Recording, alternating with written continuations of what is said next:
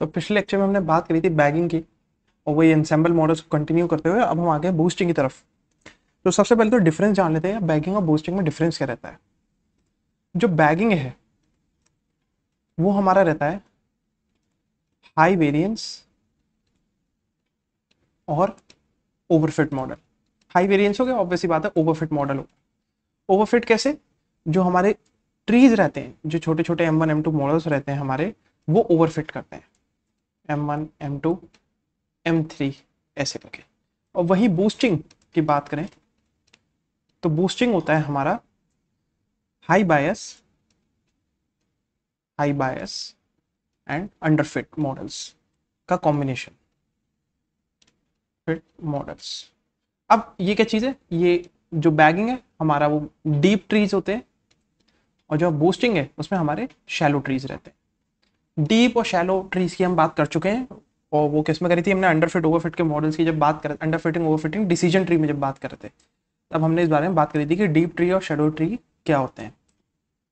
तो अब आगे बढ़ते हैं बूस्टिंग के एल्गोरिथम्स पे।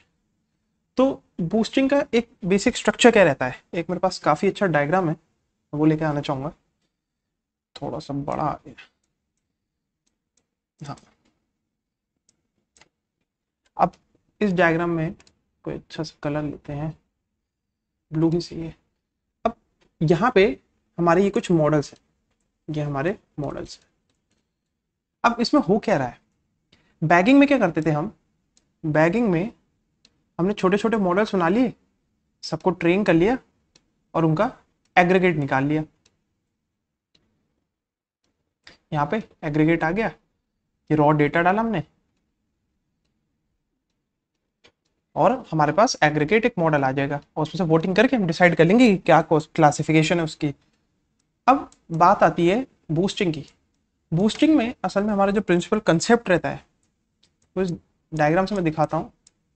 वो ये रहता है कि इस मॉडल ने कुछ प्रेडिक्शन करी, यहाँ कुछ प्रेडिक्शन करी, लेकिन यहाँ पे आप देखेंगे कुछ एरर छूट गया है। वो एरर यहाँ आएगा, यहाँ दिखेगा, फिर उस एरर को नए मॉडल में डाला जाएगा, वो उस एरर को ठीक करेगा और एक नया प्रेडिक्शन बनाएगा। फिर यहाँ पे कुछ एरर रहेगा, वो एरर दोबारा जाएगा, दिखाया जाएगा एज ए रॉ डेटा, और वो एज ए रॉ डेटा नए मॉडल में डाला जाएगा, फिर वो उस पर प्रेडिक्शन करेगा। ऐसे करते करते हमारा ये प्रोसेस चलता रहेगा। और ये प्रोसेस कैसे चलेगा? यहाँ पे M1 मॉडल है, M2 है, वो डायग्राम में क्लियर हो गया, लेकिन फिर भी मैं एक बार for the sake of clarity एक और बार बता दे रहा हूँ। M4 यहाँ पे गया, प्रेडिक्शंस xi। अब इसने कुछ प्रेडिक्शन करी, लेकिन प्रेडिक्शन में आएंगे एरर्स, तो y original minus y hat हमारा एरर हुआ, और xi हमारे इनपुट्स थे। अब क्या होगा? अब यही चीज हमारी इस मॉडल में जाएगी, ये फिर से कुछ एरर प्रोड्यूस करेगा, xi होगा, और फिर से कुछ एरर्स होंगे, और यहाँ पे ये इस मॉडल में चले जाएगा। ऐसे करते करते हमारा ये मॉडल जो है, कई सारे जो मॉडल्स कॉम्बिनेशन है, ये हमारा ट्रेन होगा। तो अब हमने ये तो जान लिया कि भाई बूस्टिंग वर्क कैसे करती है। तो अब आगे मूव करते हैं कि इसका फ्रेमवर्क क्या रहेगा। जो हमारा फ्रेमवर्क है इसका, कि ये वर्क कैसे करेगा मैथमेटिकली, उसके बारे में बात करते हैं। सबसे पहले मैं इसे मॉडल को स्टेजेस में बांट लेता हूँ। स्टेज 0, हमने सबसे पहला मॉडल लिया अपना कि भाई एक ये मॉडल लो और उस पर ट्रेन करो, तो हमारे पास कुछ वाई आए, वैल्यूज आए, और उसके बाद कुछ ओरिजिनल वैल्यूज भी हैं, तो कुछ एरर भी प्रोड्यूस होगा। एरर क्या होगा हमारा? एरर होगा वाई ओरिजिनल माइनस हमारा वाई आई, ये हमारा एरर रहा। फिर उसके बाद आती है स्टेज 1। एक मॉडल तो ट्रेन हो गया और उसमें कुछ एरर आ गए, ठीक है, हम यही चाहते थे। फिर उसके बाद हमने एक M1 मॉडल लिया, लेकिन उसे ट्रेन किस पे किया? उसे ट्रेन किन किन चीज़ों पे किया?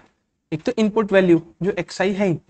दूसरा, इंस्टेड ऑफ कि हमने y हैट पे ट्रेन करें इसे, हम करेंगे जो इसका एरर आया था M0 का, हम उस पे M1 मॉडल को ट्रेन करेंगे।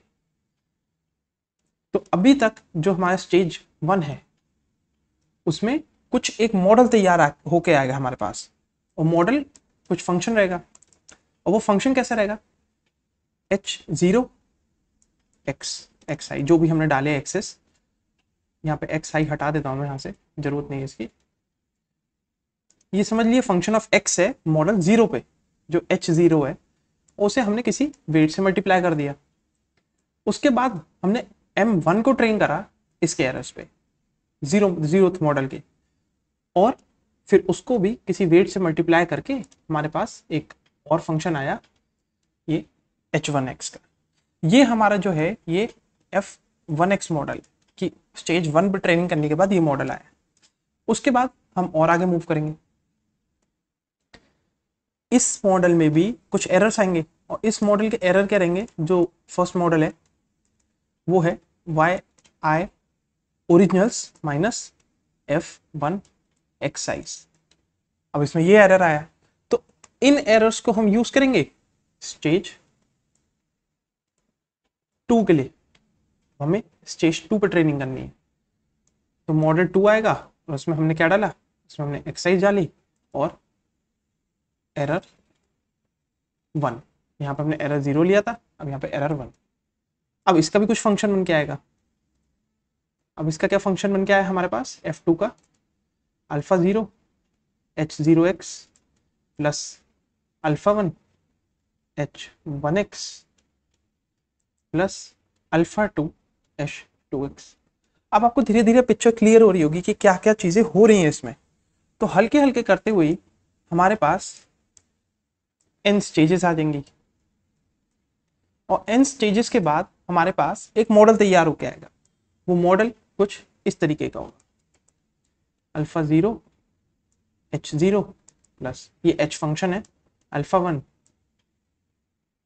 h1 प्लस सो ऑन, और उसके बाद हमारे पास एक मॉडल जो आएगा वो आएगा hn अल्फा।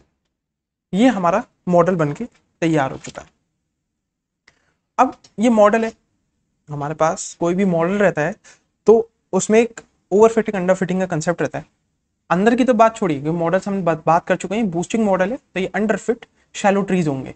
ये जो एच एक्सिस हैं ये काफी अंडर फिटेड मॉडल होंगे। ये एज अ होल तो बहुत खराब परफॉर्म, एज अ सिंगल तो बहुत खराब परफॉर्म कर रहे हैं, ये चीज बहुत खराब परफॉर्म कर रही है।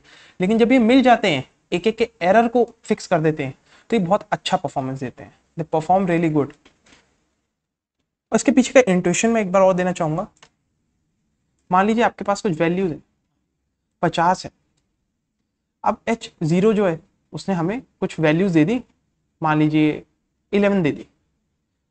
फिर h1 आया, उसने बची कुची, आपको 50 प्रेडिक्ट करना है, उसने बची कुची 4 दे दी। और ऐसे h2 आया तो उसने बचा वो कितना दे दिया, उसने 5 और दे दिया। तो यहाँ तक तो 20 हो गया।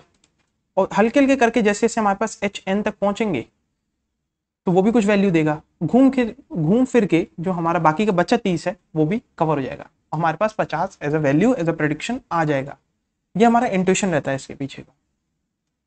जो पूरा मॉडल है हमारा ऐसे वर्क करता है। इंडिविजुअली तो आप देखेंगे बहुत खराब परफॉर्म करता है, वहीं हमारी जो बैगिंग होती है वो बहुत अच्छी परफॉर्म करती है, इंडिविजुअली ओवरफिट कर जाती है कहने को, और यहाँ पे ये अंडरफिट करता है।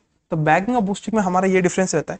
लेकिन इस मॉडल का जो हमारे पास एफएक्स मॉडल आया है, ये सबका फंक्शन, इसका अपना खुद का एक बायस वेरिएंस ट्रेड ऑफ रहेगा। एज अ होल भी इसमें कुछ अंडरफिटिंग ओवरफिटिंग रहेगी। तो वो कैसे कंट्रोल करिए, सबसे पहले तो पैरामीटर्स देखते हैं जिस बेसिस पे ओवरफिट होगा। पैरामीटर्स क्या है, number of models, number of models हुए, ये भी हमारा एक पैरामीटर रहता है, ये पिछले में भी था। मान लीजिए m मॉडल्स हैं, जितने ज्यादा मॉडल्स होंगे उतना ज्यादा ये ओवरफिट करेगा। दूसरा क्या आता है, depth, depth of trees, small trees, जो इसमें स्मॉल ट्रीज थे हमारे। फिर उसके बाद हमारा आता है एक लर्निंग रेट। अभी लर्निंग रेट वाली जो टर्म है हमारी कहां से आई है, अब बात ये होती है कि भाई थोड़ा लर्निंग रेट पर डिस्कशन करते हैं। हमारे पास एक mth मॉडल आया था और हमने क्या करा था, m-1 मॉडल लिया था और उस पर फिर mth ट्रेनिंग करी थी, यानी कि h, m और x। और उसमें कुछ वेट ऐड किया था। लेकिन ये जो है मॉडल, हमें इसमें भी कुछ ध्यान रखना है चीज़ों का, कि हम इसी मॉडल पे चीज़ों को ख़त्म ना कर दें यहीं पे हम, ताकि चीज़ों को फिनिश ना कर दें। हम नहीं चाहते कि आपका, यहाँ पे हमने देखा था कि H0 11 कर रहा है, ये 40 4 कर रहा है, ये 5 कर रहा है।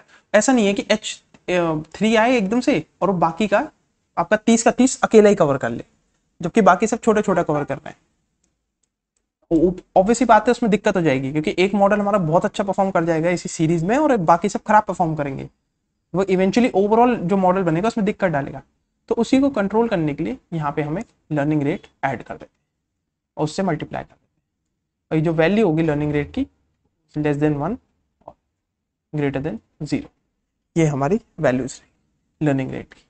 तो ये जो लर्निंग रेट है ये भी काफ़ी ज़्यादा इफेक्ट डालता है हमारा कि मॉडल का जो अपना बायस वेरिएंस है वो क्या रहेगा।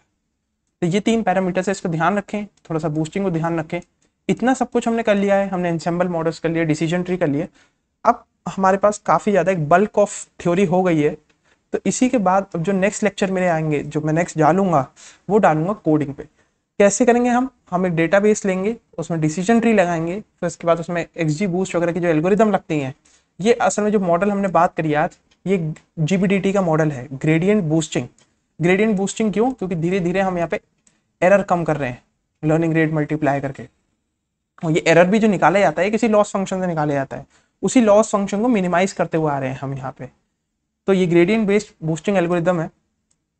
अब हम XG बूस्ट, डिसीजन ट्रीज और जो रैंडम फॉरेस्ट है, इन तीनों को यूज करके मॉडल्स बनाएंगे, एक ही डेटा सेट पे वर्क करेंगे और एक प्रोजेक्ट तैयार करेंगे। इतनी जो लंबी हम पिछले 4-5 दिनों से जो थ्योरीज पढ़ रहे हैं, 4-5 लेक्चर से पास से हम थ्योरी पढ़ रहे हैं, उसको इम्प्लीमेंट करेंगे।